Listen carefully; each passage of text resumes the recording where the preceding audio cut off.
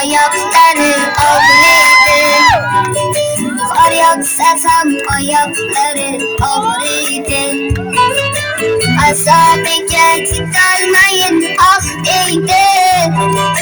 Bozorlarda qolib ketgan onam bor. Savdo qildi bolam yaxshi yesin deb. Savdo qildi bolam yaxshi kiysin deb. Dadamga ham biroz yordam bo'lsin deb. Bozorlarda qolib ketgan onam bor.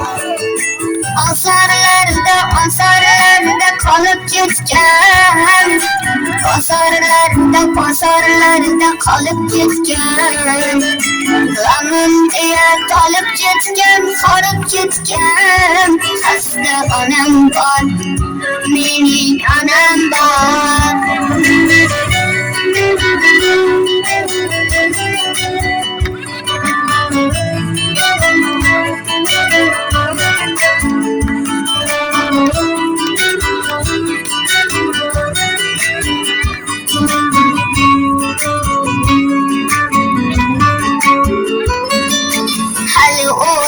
Hali bu kam deyaverdim.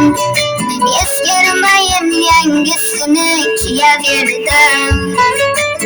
Bermasa qovog'imni o'yaverdim.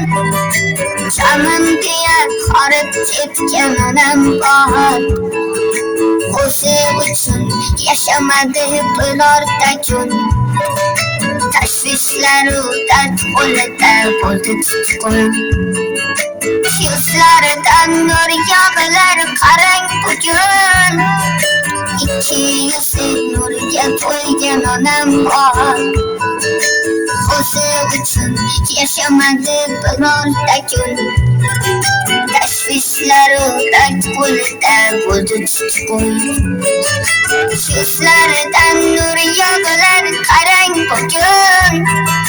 Ikki yuzi nurga to'ygan onam bor. Bozorlarda qolib ketgan. Bozorlarda qolib ketgan. G'amim deya tolib ketgan, horib ketgan. Xasta onam bor, mening onam bor.